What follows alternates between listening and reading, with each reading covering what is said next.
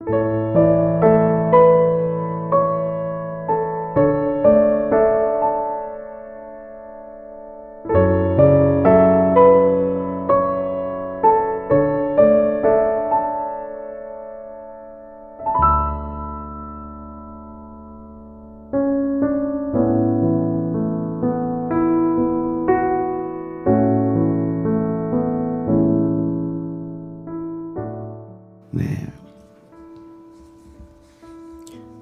자, 오늘은 진리의 성령을 모셔라 라는 말씀을 가지고 여러분들과 말씀을 함께 나누려고 합니다. 자, 우리 옆에 있는 분들에게 이렇게 한번 축복해 주세요. 성령 충만합시다. 네, 성령 충만합시다. 여러분들, 성령 충만이라는 게 여러분 과연 뭘까요? 성령 충만이라는 것을 많은 분들이 오해를 많이 합니다. 성령 충만을 이렇게 보면 이게 감정 충만이 많아요. 제가 예전에 기도원에 갔는데, 기도원에 갔을 때 이분이 찬송가를 볼 때는 막 열광 모드예요. 막 합니다. 목이 시대라 막 하는데 설교를 전하니까 잠 오는 영이 임해가지고, 그러다가 목사님 또 찬송 하나 부르시다면 또 깨가지고 또 막 찬양을 하는 거예요. 여러분, 저는 그 모습 보면서 야, 저게 과연 성령 충만일까? 그 생각을 해본 적이 있어요. 여러분, 성령 충만이라는 게 뭘까요? 성령 충만이라는 것은 우리가 마음과 뜻과 힘과 정성을 합하여 일직성상으로 우리가 그 마음을 가지고 우리가 하는 거예요.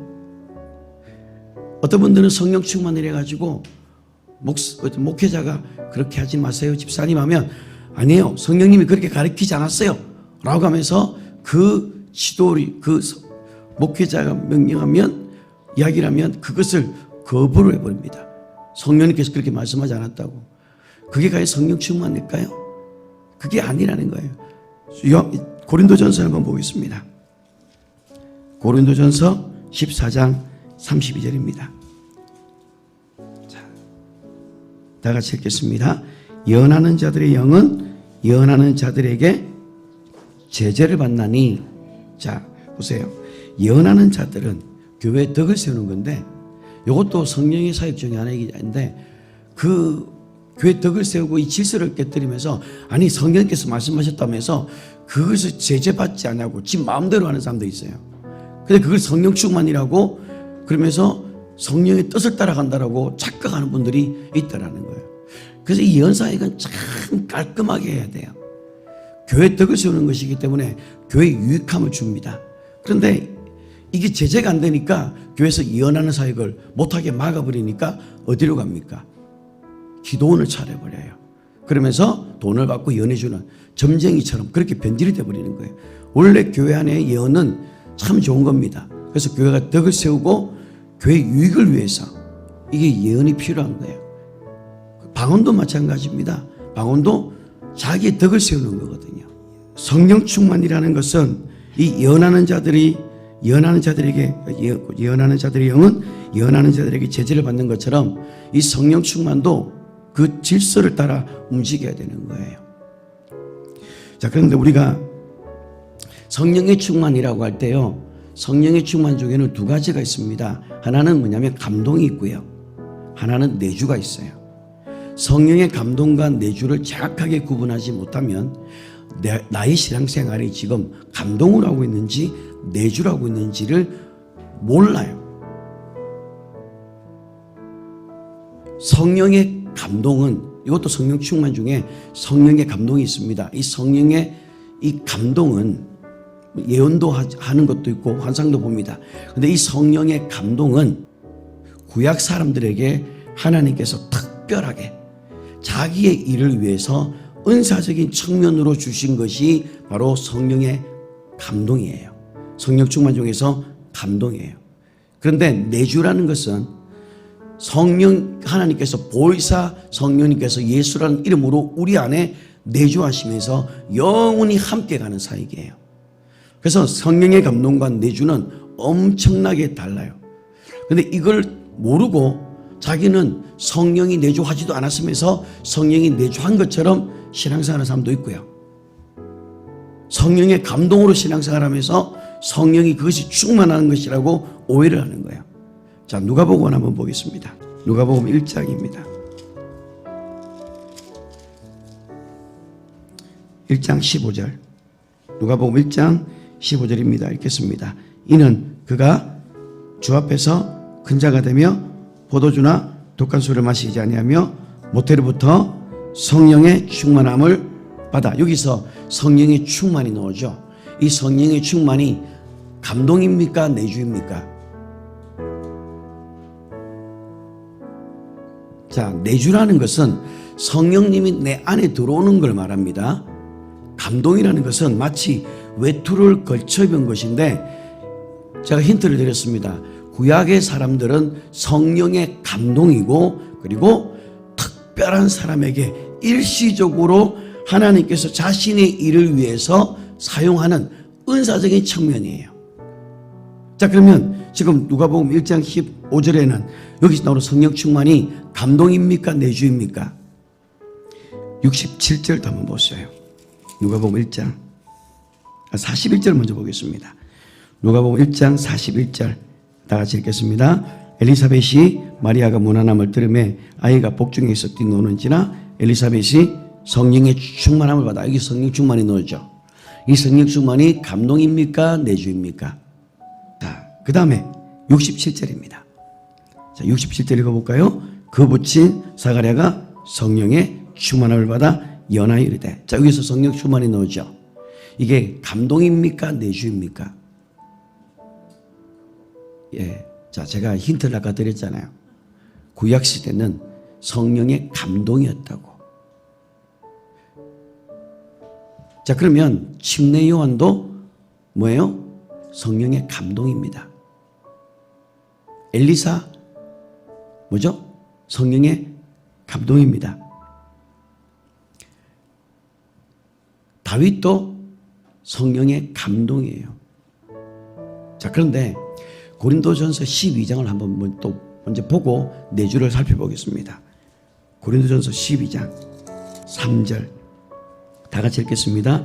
그러므로 내가 너희에게 알리노니 하나님의 영으로 말하는 자는 누구든지 예수를 저주할 자라 하지 아니하고 또 성령으로 아니하고는 누구든지 예수를 주시할 수 없느니라. 자, 여기 보면 이게 감동입니까? 내주입니까? 뭐라 돼 있어요? 아무것도 안 적혀 있어요. 지금 12장 3절은 감동인지 내주인지 아무것도 없어요. 그런데 우리는 이 구절을 가지고 성령의 감동이라고 많이 이야기를 해요. 근데 성경에는 이게 감동인지 내주인지 설명이 되어 있질 않아요. 자, 성령이 아니고서는 누구든지 예수를 주시라 할 수 없다라고 되어 있거든요. 자, 마태복음 22장도 한번 보겠습니다.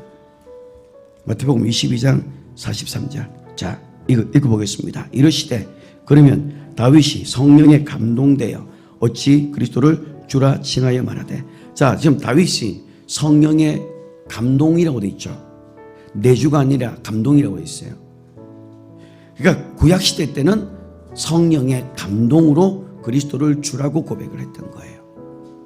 근데 고린도 아까 전서 12장 3절은 그게 감동인지 내주에 대한 설명이 전혀 없습니다.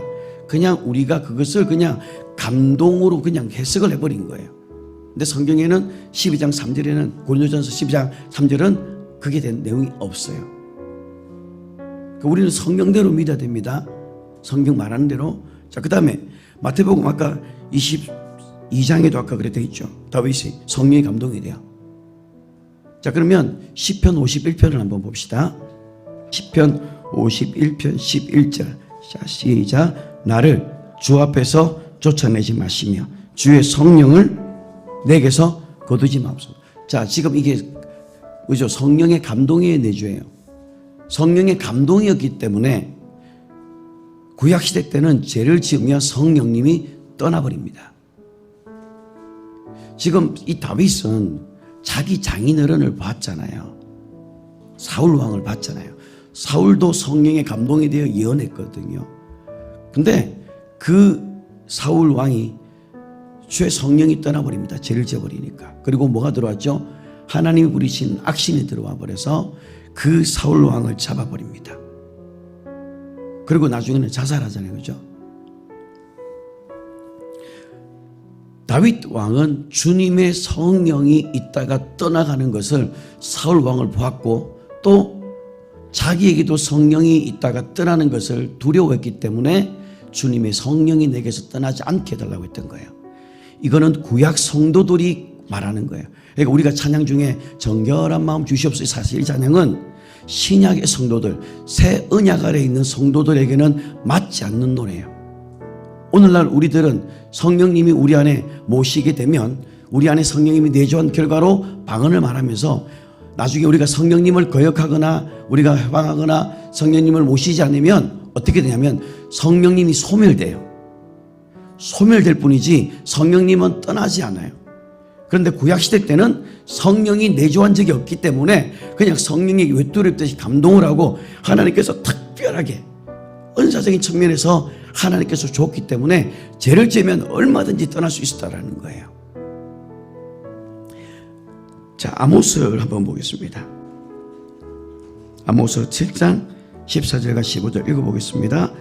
아모스가 아마사에게 대답하되 이르되 나는 선지자가 아니며 선지자의 아들도 아니라 나는 목자요 뽕나무를 재배하는 자로서 양떼를 따를 때에 여호와께서 나를 데리다가 여호와께서 내게 이르시기를 가서 내 백성 이스라엘에게 예언하라 하셨나니. 지금 이 아모스는 선지자가 아니라고 말합니다.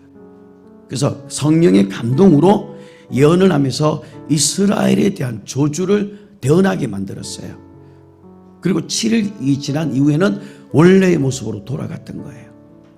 그러니까 구약시대 때는 성령의 감동이었지 성령이 내주한 적이 결코 없었다라는 거예요. 그런데 오늘날 성도들이 이 감동과 내주를 구분하지 못한 상태에서 그냥 신앙생활을 하는 거예요. 그러니까 나중에 성령의 내주를 못한 사람들은 자기의 열심으로 자기의 육신적인 힘으로 막 살려고 하는 거예요. 결국 나중에 어떻게 성령으로 시작했다 율법으로 끝나버리는 그런 경우가 진짜 많이 보거든요. 성령의 감동과 내주를 오늘 여러분들이 명쾌하게 정리하셔서 나는 성령의 감동으로 사는 사람인가 성령의 내주로 성령님 인도를 따라 사는 사람인가를 여러분들이 정확하게 여러분들이 구분할 수 있기를 바랍니다. 자, 그러면 다시 오늘 아까 우리 본문 요한복음 7장을 보겠습니다. 요한복음 7장 39절 다 같이 읽겠습니다. 이는 그를 믿는 자들이 받을 성령을 가리켜 말씀하신 것이라. 예수께서 아직 영광을 받으시지 아니하셨으므로 성령이 아직 그들에게 계시지 아니하시더라. 그러니까 아직 영광을 받지 못했다는 게 뭐죠? 많은 고난을 받고 십자가에 죽으시고 그리고 죄가 없기 때문에 하나님께서 그 아들을 부활해서 인자로 하늘 보좌 우편에 앉는 그거였어요. 그러니까 아직 영광을 얻기 전에는 아무에게도 성령이 내린 적이 없다라는 거예요. 오직 하나님의 아들 예수님에게만 성령이 임했다라는 거예요. 그래서 사도행전 10장 38절에 보면 하나님이 나사렛 예수에게 성령과 능력을 기름 부어 다셨으며, 그러니까 아무에게도 아직 오순절이 되기 전까지는 성령이 내주한 적이 한 분도 없다라는 거예요. 자, 그러면 우리는 이런 문제가 있어요. 이런 궁금증이 생깁니다. 아니, 목사님, 예수 믿고 구원받고 세례 받으면 성령님이 내 안에 계시는 거 아니에요? 성경 어디에 있어요, 그게? 성경 어디에도 그게 없다라는 거예요. 근데 우리가 그렇게 배웠어요. 그러니까 세례 받으면 성령님이 내 안에 그냥 있는 걸로 이야기를 하는데 성경에는 그게 없는 거예요. 그럼 우리가 이걸 어디서 볼 수 있느냐? 자, 사도들이 무엇을 했는지를 보면은 그 답을 찾을 수가 있어요. 에베소서 2장 20절에 보면 너희는 사도들과 선지자의 터 위에 세우심을 입은 바라. 예수 그리스도께서 친히 모퉁이 돌이 되셨느니라 라는 말씀이 있어요. 결국은 우리는 사도들과 선지자의 터 위에 우리가 교회가 세워져야 되고 여러분의 믿음이 파운데이션이 세워져야 되는 거예요. 자, 그러면 우리는 모든 것이 성경에서 우리가 답을 찾는데, 그러면 사도들이 어떻게 사역을 했는지를 알면은 답을 알 수가 있겠죠. 자, 사도행전을 한번 보겠습니다. 사도행전 8장을 보겠습니다. 8장 12절 빌립이 하나님의 나라와 및 예수 그리스도의 이름에 관하여 전도함을 그들이 믿고 남녀가 세례를 받더니, 보세요. 빌립이 하나님의 나라와 예수 그리스도의 그 이름에 관하여 전도를 했어요. 그리고 그 이름을 뭐예요? 믿었다로 되어 있죠. 그 이름을 믿고 그 다음에 뭘 받았어요? 세례를 받았다고 되어 있죠. 자, 그 다음에 14절을 한번 읽어보겠습니다. 14절 시작. 예루살렘에 있는 사도들이 사마리아도 하나님의 말씀을 받았다함을 듣고 베드로와 요한을 보내며, 자 여기 보세요. 예루살렘에 있는 사도들이 사마리아도 뭘 받았다고 돼 있어요? 뭘 받았다고 돼 있죠? 말씀을 받았다고 돼 있죠. 이 말씀을 받았다는 말이 뭐죠? 성경을 잠시 넘기겠습니다. 베드로 전서를 잠시 넘어가겠습니다. 베드로 전서 1장 23절. 베드로 전서 1장 23절입니다. 다 같이 읽겠습니다. 너희가 거듭난 것은 썩어져 시로 된 것이 아니요 썩지 아니하시로 된 것이니 살아있고 항상 있는 하나님의 말씀으로 된. 자, 거듭나는 게 뭐예요? 뭘로 거듭나죠? 하나님의 말씀을 통해서 거듭난다라는 거예요. 아멘. 여러분들이 물침내 밟는다고 해서 거듭나는 게 아니라 하나님의 말씀을 믿어야 그것이 거듭나게 한다라는 거예요. 그래서 하나님의 말씀이 거듭나게 하는 씨라는 거예요. 이걸 야고보 기자가 뭐라고 하냐면 야고보서 1장 18절을 한번 보세요. 같이 읽겠습니다. 그가 그 피조물 중에 우리로 한 첫 열매가 되게 하시려고 자기 뜻을 따라 진리의 말씀으로 우리를 낳으셨느니라. 보세요. 진리의 말씀, 아까 말씀이 나왔죠. 요한복음 17장 17절을 보시면 아버지의 말씀은 진리라고 해요. 그 말씀은 진리잖아요. 그죠? 근데 그 진리의 말씀으로 우리를 낳았다라고 이야기하는 거예요. 그러면 우리가 뭘로 거듭나는 거예요? 말씀을 여러분들이 믿으면 거듭난다라고 성경은 이야기를 하는 거예요. 베드로전서 3장 21절입니다. 베드로전서 3장 21절. 자, 읽어볼까요? 물은 예수 그리스도께서 부활하심으로 말미암아 이제 너희를 구원하는 편이 곧 세례라. 이런 육체에 들어온 것을 제하여 버리면요 하나님을 향한 선한 양심의 강구니라. 보세요. 물은 예수 그리스도의 부활로 말미암아 너희를 구원하는 표예요. 그러니까 구원에 확신 있는 사람들은 이 침례를 받는 거예요. 세례를. 그 표시예요. 근데 실제로 우리를 거듭나게 하게 하는 게 뭐예요? 하나님의 말씀이라는 거예요. 자, 다시 사도행전 8장을 한번 보시면, 자, 8장 14절에 보시면 사마리아도 하나님의 뭘 받았다고 되어 있죠? 말씀을 받았다고 되어 있죠. 말씀을 받았다는 게 아까 뭐죠? 12절에 보면 그들이 믿고 이제 세례를 받았다는 말이에요.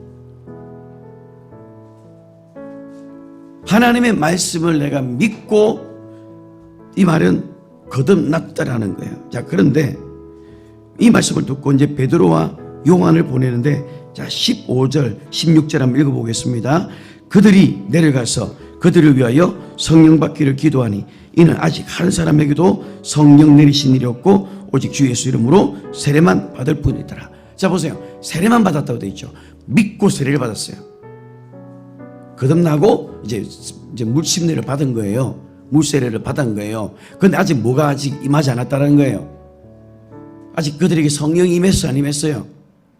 안 임했죠. 지금 여러분들 성경을 믿어야 돼요. 성경을. 지금 사도들의 사역을 우리가 안 믿으면 예수님의 사역을 안 믿는 거와 똑같은 거예요. 왜냐하면 사도행전 1장 2절에 보면 예수님께서 부활하셔서 사도들에게 성령으로 명하셨다고 되어 있거든요. 그러니까 사도들은 예수님께 성령의 가르침을 받았고, 이 사도들은 성령의 가르침을 받아서 초대교회 성도들에게 사도의 가르침을 받았다는 거예요. 그러니까 우리는 그러니까 성령의 가르침, 성령이 내린 일이 있다고 해요? 없다고 그래요? 아직 성령을 받은 적이 없는 거예요. 그래서 뭘 위해서 기도해요? 성령 받기를 위해서 기도하라고 돼 있어요. 그리고 성령 받고 12절에 이 두 사도가 그들에게 안수함에 성령을 받는지라. 예수 믿고 세례 받으면 그냥 저절로 성령이 오는 게 아니라 성령을 우리가 받아야 된다라고 이야기를 하는 거예요. 사도행전 10장입니다. 44절 47절까지 읽겠습니다. 베드로가 이 말을 할 때에 성령이 말씀을 듣는 모든 사람에게 내려오시니 베드로와 함께 온 할례 받은 신자들이 이방인들에게도 성령 부어주심으로 말미암아 놀라니 이는 방언을 말하며 하나님 높임을 들음이로라. 이에 베드로가 이르되 이 사람들이 우리와 같이 성령을 받았으니 누가 능히 물로 세례를 베품을 금하리요 하고, 자, 요때는 지금 베드로가 말씀을 전할 때에 성령이 그들에게 내려왔습니다. 그래서 45절에 보면 할례 받은 신자들이 이방인들에게도 성령이 부어주셨다라고 되어 있어요. 성령이 그들에게도 부어줬는데 이 부어진 사건이 오순절날 베드로에게 부어졌던 그 동일한 사건이 이들에게도 지금 부어졌다라고 이야기를 하는 거예요. 자, 지금 사도행전 10장은요 오순절 사건 이후에 한 3, 4년이 지난 이후에요. 좀 수년이 지난 이후에 그때에 지금 고넬료 이 집에 성령이 부어지더라는 거예요. 초대교회로 끝난 게 아니라 지금 이때도 부어지고 있으면서 뭐라고 말합니까? 베드로가 47절에 베드로가 이르되 이 사람들이 우리와 같이 성령을 받았다고 되어 있어요. 아직 이들은 성령을 받지 못했는데 말씀이 전해지면서 이들에게 성령이 부어지면서 어떤 일이 일합니까? 방언을 말하며 하나님을 높이기 시작했다라는 거예요. 그러니까 성령이 임하는 그 하나의 표시가 뭐냐? 방언을 말하는 거예요. 그러니까 오늘날 우리가 그냥 예수 믿고 세례받으면 자동적으로 성령이 임했다라고 그것들이 막혀 있으니까 이 사도행전이 보이지가 않는 거예요. 자, 그 다음에 19장을 한번 보십시오. 사도행전 19장. 그러면 바울이 어떻게 했는지를 보면 우리가 또 답을 얻을 수가 있어요. 바울은 예수님께서 지정했던, 임명했던 12사도가 아닙니다. 이방인의 사도예요. 그리고 예수 그때 계시를 통해서 하나님께서 이걸 알게 해주셨고 예수님의 사역과 똑같은 사역을 지금 하고 있어요. 자, 그러면 사도행전 19장을 한번 보시면, 자, 2절부터 6절까지 다 같이 읽겠습니다. 이르되 너희가 받을 때에 성령을 받았느냐? 이르되 아니라 우리가 성령이 계심도 듣지 못하였노라. 바울이 이르되 그러면 너희가 무슨 세례를 받았느냐? 대답하되 요한의 세례니라. 바울이 이르되 요한이 회개의 세례를 베풀며 백성에게 말하되 네 뒤에 오시는 이를 믿으라 하였으니 이는 곧 예수라거늘 그들이 듣고 주 예수 이름으로 세례를 받으니 바울이 그들에게 안수하며 성령이 그들에게 임하심으로 방언도 하고 예언도 하니. 자, 바울도 사역을 어떻게 했습니까? 지금 아직 이들에게는 지금 요한의 세례는 알았지 정확하게 지금 몰랐던 거예요. 그냥 그래서 그들이 5절에 들었다는 게 뭐죠? 말씀을 들었다는 거예요. 말씀을 듣고 그리고 예수 그리스도 듣고 구원을 받은 거예요. 구원받았으면 이제 어떻게 하는 겁니까? 이제 구원받고 믿고 그 다음에 세례를 받죠. 근데 세례를 받았는데 아직 뭘 못 받은 거예요? 성령이 아직 그들에게 부어지지 않았다라는 거예요. 오늘날 신약 성도들 중에서 성령을 모시지도 않았는데 성령님이 있다라고 믿는 대단한 분들이 계십니다. 대단해요. 성령이 내 안에 거하지도 않았는데 성령이 내 안에 있다라고 믿어요. 고린도전 12장 3절을 보세요. 성령이 아니고서는 그리스도를 주라 할 수 없다고 말했잖아요. 그거는 감동이 내주에 적혀 있지 않았어요. 근데 그것 가지고 주라 했기 때문에 성령 내 안에 있다라고 하지만 성령이 내주하는 결과는 사도행전에 분명하게 기록되어 있습니다. 아직 이들에게는 성령을 받지도 않았고 이제 그들에게 성령을 안수하면서 보여주니까 뭘 합니까? 방언을 말하기 시작했다라는 거예요. 그래서 그들이 성령이 그들에게 임하심으로 방언도 하고 예언도 했다는 거예요. 자, 여기에서 우리는 어떤 분들이 두드러기 생기는 분들이 계십니다. 그러면 방언 못하면 그러면 구원 못 받은 거냐? 아니, 그렇게 말한 적 없어요. 구원은 예수님의 공로로 받는 거예요. 예수님의 이름을 믿으면 구원은 받아요. 자, 그런데 구원은 받지만 성령을 모시지 않는 사람들은 신자로서만 살아요. 다시 말하면 성령의 인치심이 없다라는 거예요. 에베소서를 한번 보겠습니다. 에베소서 1장 13절 다 같이 읽겠습니다. 그 안에서 너희도 진리의 말씀 곧 너희의 구원의 복음을 듣고 그 안에서 또한 믿어 약속의 성령으로 인치심을 받았으니. 자, 보세요. 진리의 말씀이라 되어 있죠. 이 말씀 곧 구원의 복음이라 되어 있어요.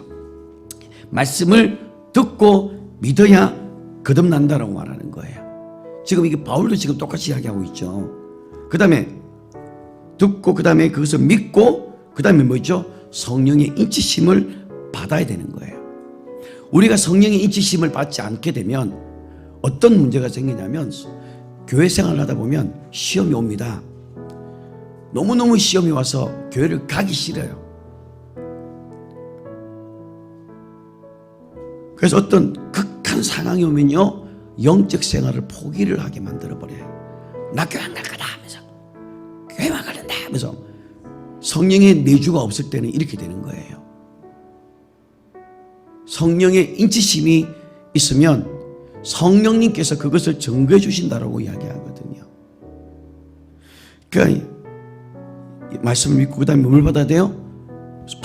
성령을 우리가 모셔야 되는 겁니다.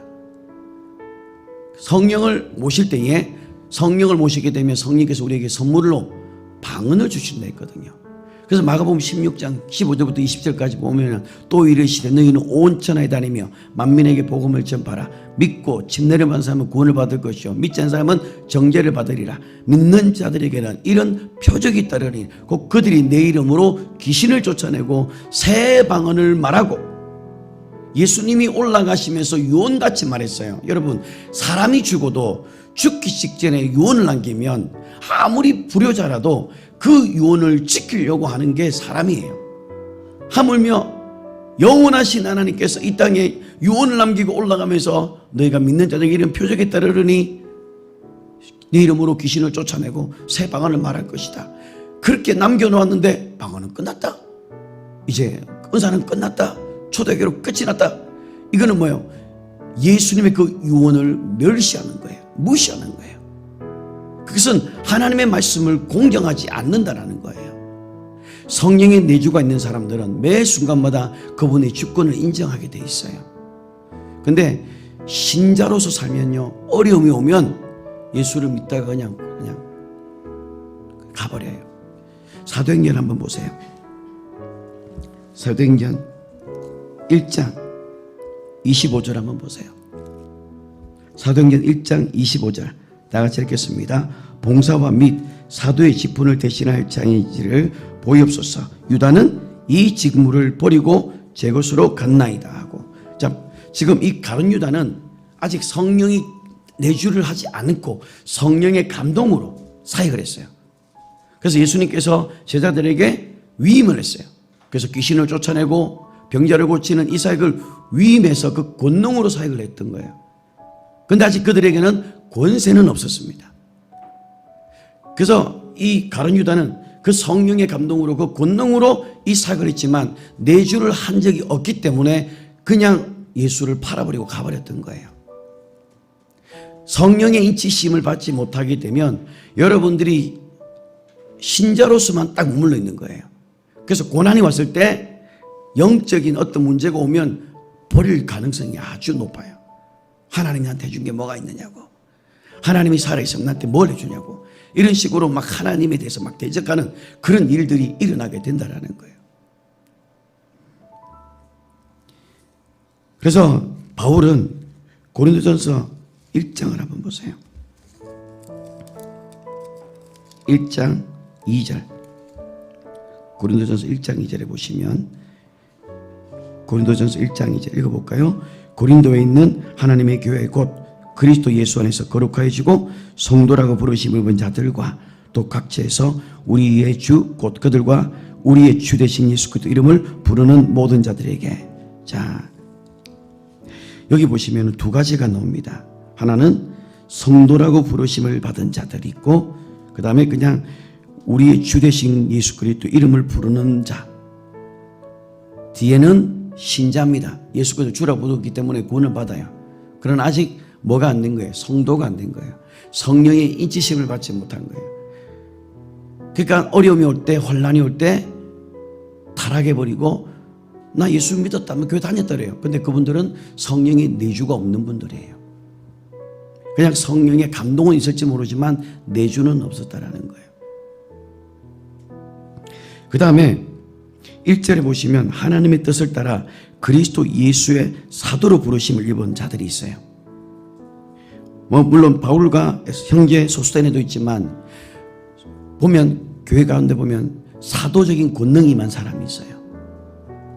그리고 어떤 사람은 성령의 지시를 받고 성도로서의 삶이 살아가는 사람이 있고, 어떤 사람은 그냥 신자로서 사는 사람이 있어요. 그 신자의 삶은 뭐죠? 성령이 내주한 적이 없고 그냥 성령의 감동으로만 신앙생활을 하는 거예요. 자기 기분에 내키는 대로 하는 거예요. 그래서 은혜 받으면, 집회 가서 은혜 받으면 그때만 있는 거예요. 그러니까 우리 안에 성령님이 내주하지 않으면 어떻게 되냐면 여기 기웃 저기 기웃 막 기웃거립니다. 말씀이 있는데도 불구하고 자꾸 딴 데를 가요. 자꾸 어떤 기름 부음 어떤 집회 있으면 그거 가고 저 가고. 저 같은 경우도 그런 게 정확하게 세팅이 되지 않았을 때는요 많이 쫓아다녔습니다. 목사님들 중에서도 진짜 많이 쫓아다녀요. 여기 가고 저기. 근데 결국은 뭐예요? 말씀이 종점이에요. 말씀 안에서 모든 것이 결정이 돼야 되거든요. 요한일서 2장. 자, 성령의 내주가 있는 사람들에게는 어떤 게 있느냐면 2장 20절입니다. 자, 읽어볼까요? 너희는 거룩하신 자에게서 기름 부음을 받고 모든 것을 아느니라. 그 다음 27절을 보겠습니다. 27절 시작. 너희는 주께 받은 바 기름 부으심이 너희 안에 거하나니 아무도 너희를 가르칠 필요가 없고 오직 기름 부음이 모든 것을 너희에게 가르치며 또 참되고 거짓이 없으니 너희의 가르치신 그대로 주 안에 거하라. 자, 이거 보시면 성령의 가르침을 받게 돼요. 성령의 내주를 하게 되면 여러분들이 영의 기도를 많이 하시잖아요. 영의 기도를 많이 하면 어느 단계에 딱 올라가면 성령의 가르침을 받게 돼요. 요한복음 16장 23절 읽겠습니다. 그러나 진리의 성령이 오시면 그가 너희를 모든 진리 가운데 인도하시리니 그가 스스로 말하지 아니하고 오직 들은 것을 말하며 장래 일을 너희에게 알게 하리니. 자, 그 다음에 14장 26절입니다. 보혜사 곧 아버지께서 내 이름으로 보내실 성령 그가 너희에게 모든 것을 뭐라고 되어 있죠? 가르치고 그 다음 너희에게 말한 모든 것을 생각나게 하는 거예요. 여러분, 성령이 내주하게 되면 성령의 내주를 통해서 가르침을 받게 되는 겁니다. 성령의 가르침을 받게 돼요. 성령님께서 다 알려주세요. 왜? 내 안에 기름 부음이 내 안에 있기 때문에 그 기름 부음이 참이라고 돼 있어요. 그러니까 내 안에 성령의 가르침을, 진리의 성령의 인도를 받게 되면 참과 거짓을 구분하게 되어져 있는 거예요. 여러분들은 성령의 가르침을 받기를 바랍니다. 그래서 성령의 가르침을 받아서 성령께서 가르쳐 주시는 대로, 그리고 성령께서 모든 걸 생각나게 하셔요. 이게 성령의 내주의 결과예요. 근데 이 성령이 내주하지 않고 성령의 감동으로 살아가는 사람들은 아주 적극적이에요. 자기 기분에 따라가서. 주님께서 아무 말씀 안 했는데 성령께서 말씀했다라고 이야기하는 거예요. 아무 말씀 없는데 자기가 예언하기 시작하는 거예요. 성령의 감동으로 하는 거예요, 이게. 근데 성령의 내주는 성령의 가르침을 받게 되고, 가르침을 통해서 어떤 사람에게는 지식의 은사, 어떤 사람에게는 지혜의 은사, 어떤 사람에게는 병 고치는 은사, 어떤 사람에게는 연의 은사, 이런 것들이 이 방언을 통해서 오게 된다라는 거예요. 그래서 성령의 그 가르침을 받기 위해서는 우리는 어떻게 됩니까? 우리는 성령을 모시고 방언으로, 우리가 영으로 기도를 해야 한다는 거예요. 여러분, 구약시대 때는요, 어느 누구도 방언을 말한 적이 아무도 없어요. 그 위대했던 침례 요한도 방언을 했다라는 게 없어요. 근데 예수님께서 이제 부활하시고 나면서 너희가 남긴 게 뭐예요? 내 이름으로 귀신을 쫓아내고 새 방언을 말하며, 우리가 이 방언을 말한다는 것은 성령님이 내 안에 내주하셨기 때문에 내가 그 말씀을 지킨 결과예요. 여러분이 하는 말씀에 그 예수님께서 유언같이 담긴 그 말씀을 순종하게 되면 믿는 자는 누구든지 방언을 할 수 있게 되는 것이고, 그게 성령의 내주로 하게 된다라는 겁니다. 그리고 이 방언을 많이 하게 되면 자기의 덕을 세운다고 되어 있어요. 고린도전서 14장을 한번 보겠습니다. 14장 2절 읽어보겠습니다. 방언을 말하는 자는 사람에게 하지 아니하고 하나님께 하나니 이는 알아듣는 자가 없고 영으로 비밀을 말합니다. 그 다음 4절입니다. 4절 시작. 방언을 말하는 자는 자기 덕을 세우고 예언하는 자는 교회 덕을 세운다고 되어 있죠. 자, 보세요. 방언을 말하는 자는 자기의 덕을 세운다고 되어 있어요. 구약시대 때는요, 자기의 영혼을 위해서 기도한 적이 없어요. 그러니까 자기의 영으로 기도한 적이 없다라는 말이에요. 그냥 하나님 아버지 도와주십시오. 다니엘도 그냥 마음의 기도를 했던 거예요. 하나님 아버지 도와주시고 해결해 주시고 응답해 주십시오. 근데 이 기도는 사탄도 들어요. 마귀도 들어요. 그렇기 때문에 얼마든지 방해를 할 수 있어요.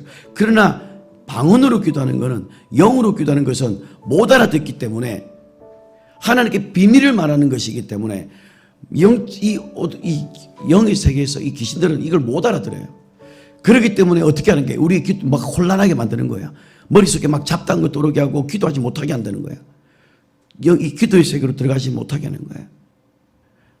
그러니까 마음의 기도 말고 영의 기도를 많이 할 때에 자기 덕을 선다고 되어 있거든요. 이 덕이라는 게 뭐냐면 남에게 덕을 선다는 게 아니라요, 시험이 올 때에 이 마음의 기도 안 하는, 이게 영의 기도 안 하는 사람들은요, 시험의 기도 오면요 기도 안 하고 싶어요. 시험에 왔을 때 기도 안 할 거다,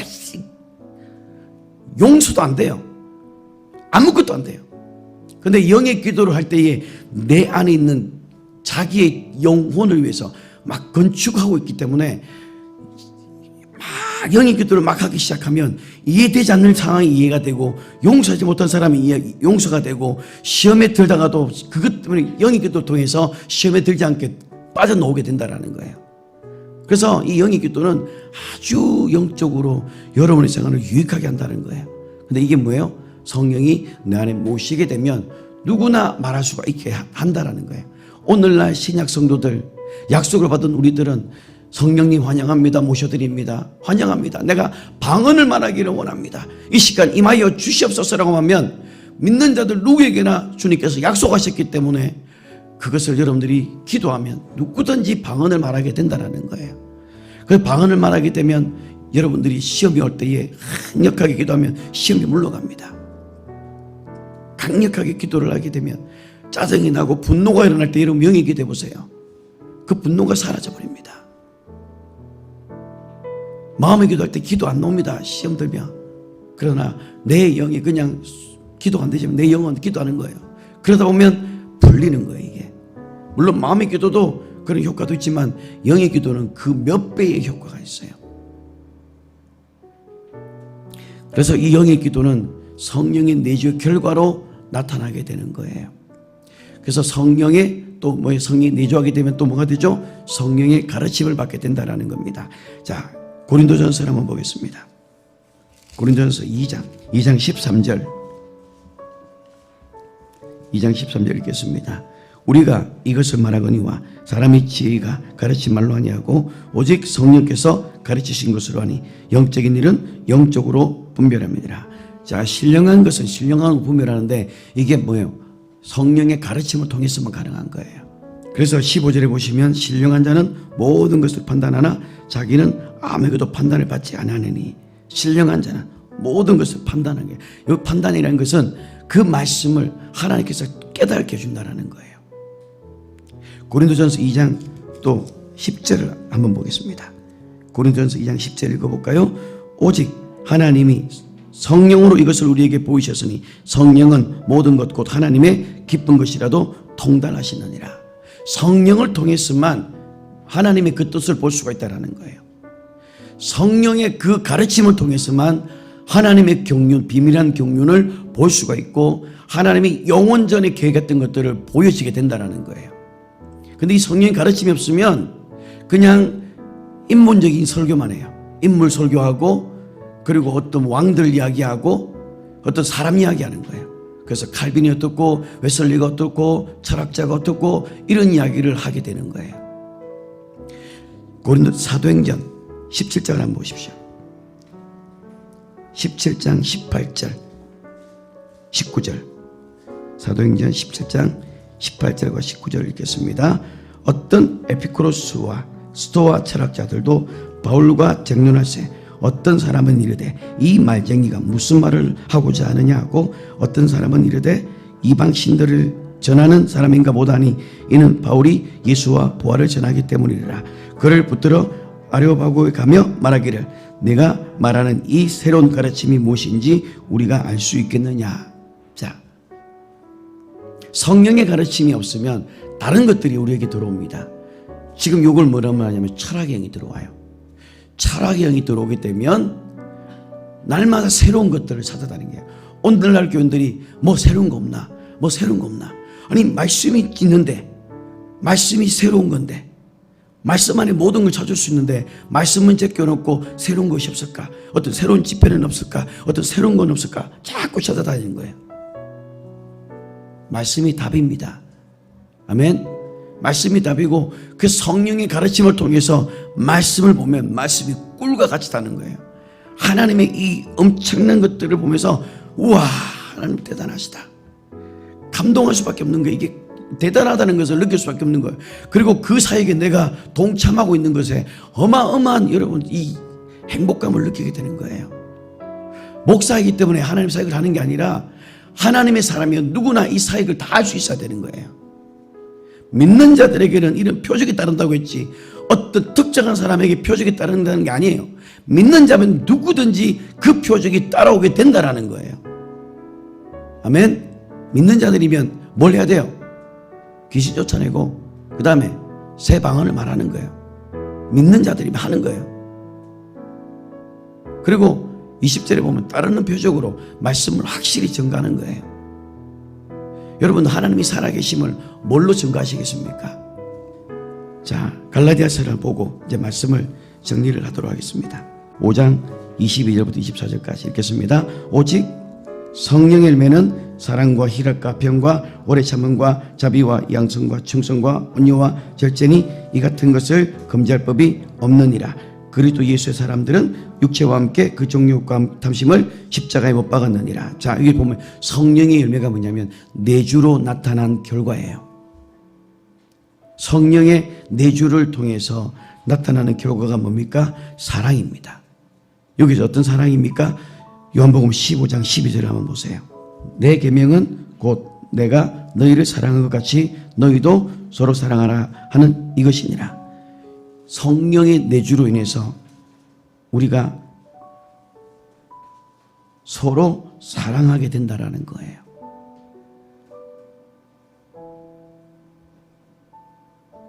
자, 그 다음에 또 하나가 희락입니다. 사랑과 희락. 요한복음 15장 11절을 또 읽어보세요. 자, 읽겠습니다. 내가 이것을 너희에게 이름은 내 기쁨이 너희 안에 있어 너희 기쁨을 충만하게 하려 함이라. 자, 여기서 내 기쁨이 누구의 기쁨입니까? 예수님 안에 있던 기쁨이에요. 주님 안에 있는 그 기쁨이 우리 안에도 있게 되어서 그 기쁨으로 충만하게 된다라고 말하는 거예요. 여러분들이 지금 무엇으로 기뻐하십니까? 여러분들이 지금 뭘 가지고 기뻐하세요? 여러분들이 지금 진짜 기뻐하는 것이 뭡니까? 근데 성령의 내주로 뭡니까? 예수 그리스도 그 안에 있는 그 기쁨이 우리 안에 들어오면서 어떤 고난과 어려움과 어떤 문제가 있어도 그 안에서 기쁨을 잃어버리지 않는다라고 이야기하는 거예요. 그래서 바울도 뭐랍니까? 항상 기뻐하라. 이게 뭐예요? 하나님의 기쁨으로 기뻐하라는 거예요. 성령 안에서 기뻐하라고 되어져 있다라는 거예요. 여러분 기뻐하십니까? 여러분이 성령의 내주가 있으면, 성령으로 충만해지면 여러분 안에 주님이 주신, 주님이 기뻤던, 주님 안에 있던 그 기쁨이 우리 안에 들어오게 되어서 그 기쁨으로 기뻐하게 된다라는 거예요. 그게 진짜 기쁨이에요. 세상에서 주는 기쁨과 비교할 수 없는 진짜 참된 기쁨이 내 안에서, 내 배에서 나오게 된다라는 겁니다. 아멘. 그걸로 내서 기뻐한다라는 거예요. 그러니까 짜증난다, 미치겠다, 속상하겠다, 열받아 죽겠다, 미치겠다, 그런 말들이 안 나오는 거예요. 모든 일에 감사가 나오게 된다라는 거예요. 여러분, 우리 하박국에 있는 내용합니다. 무화과 잎이 마르고 포도 열매가 없고. 자, 이거는 지금 성령의 감동입니까? 내주입니까? 구약시대잖아요. 하박국에는 성령의 감동이었지만 어마어마한 고백을 한 거예요. 소출이 없어도, 열매가 없어도 나는 여호와로 인해 기뻐하겠다라고 했다면, 우리는 이제 성령님이 우리 안에 들어왔다면 그 하박국 선지자보다 더 기뻐해야 됩니다. 더 기뻐해야 돼요. 진짜 기쁨이 우리 안에서 나와야 됩니다.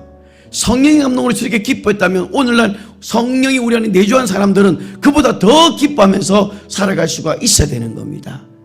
아멘. 그래서 여러분 상황 속에서 내 뜻대로 되지 않는다 하더라도 여러분들이 정말로 성령이 내주한 사람들은 정말로 성령이 충만하여서 그 기쁨으로 기쁨을 찾게 되는 거예요. 저는 어저께 이걸 이제 기도하는 가운데 깨달으면서 하나님 앞에 회개했었어요. 좀 짜증나는 일들이 나한테 있었는데 나는 방언 기도를 했지만은 진짜 기뻐하지 않았던 거였어요. 그래서 하나님 죄송합니다. 내가 주님의 그 기쁨이 내 안에 들어와서 그 기쁨으로 내가 기뻐할 수 있게 해달라고. 정말 그 기쁨으로 내가 기뻐하면서 감사하면서 사랑하고 다 할 수 있게 해달라고. 그렇게 하니까 한결 나은 거예요 이제. 여러분 이 목사가 이 정도면 우리 여러분들 어떻겠습니까?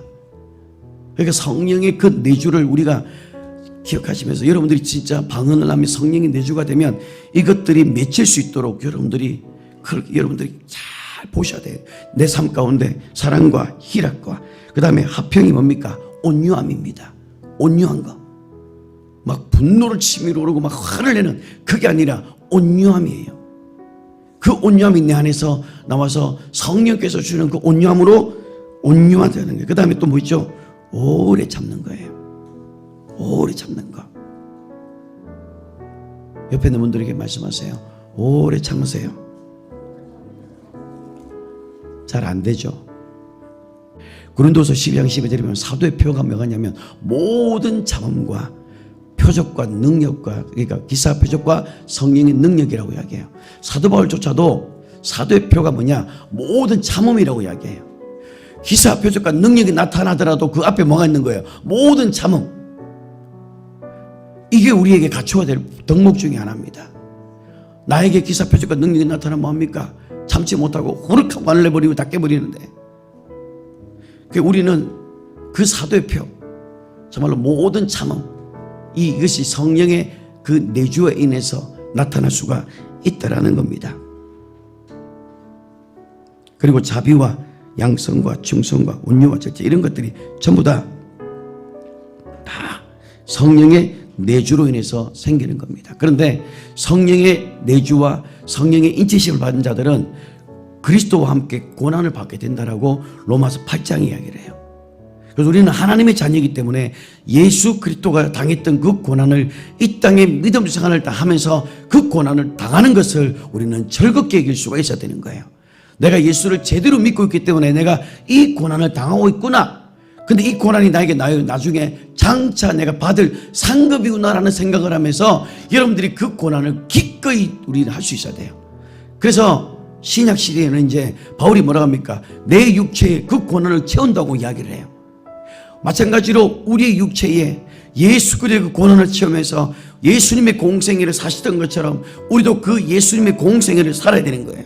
성령에 끌려서 광야로 가셨고 성령으로 기뻐하셨던 것처럼 우리도 성령에 끌려서 우리가 이 땅 가운데서 충만하면서 살고 성령 안에서 기뻐하면서 우리가 살아갈 수가 있어야 된다는 겁니다. 말씀을 맺겠습니다. 우리가 진리의 성령을 모시고 성령의 내주함으로 성령의 인치심을 받고 하나님의 자녀로 여러분들이 인정받는 여러분들 되시기를 바라고요. 고린도서 13장에 보면 너희 자신을 시험하라고 되어 있어요. 너희 자신이 믿음이 있는가 없는가 시험하라. 그렇지 않으면 뭐래요? 버려온 자라고 이야기하는 거예요. 우리 안에 믿음이 있는가 확증하라는 거예요. 내가 정말로 성령의 내주로 살아가면서 그런 것들이 여러 가지가 혼란이나 어려움이 왔을 때 이해하지 못하는 그런 상황이 왔을 때 정말로 주님 안에서 기뻐하고 있는지 없는지를 여러분들이 테스트해 봐라고 말하는 거예요. 그걸 하지 않으면 너희는 이미 버려온 자라고 지금 이야기를 하는 거예요. 우리는 구원받은 자고 이제 성령이 우리 안에 모시면서 방언을 말하는 자로 성령의 인치심을 받는 자라면 성령의 내주를 따라서 그러니까 성령의 인도를 따라서 살아가는 여러분들 되시기를 주님 이름으로 부탁을 드리고요. 성령의 내주의 그 결과 나의 기쁨 외부에서 오는 기쁨이 아니라 주님께서 주시는 그 진짜 기쁨 그 기쁨이 여러분의 심령 가운데서 흘러나오기를 바라고 정말로 요한복음 7장 38절에 있는 것처럼 우리 배에서 생수의 강이 진짜로 터져나오기를 주님의 이름으로 축복합니다. 기도하겠습니다.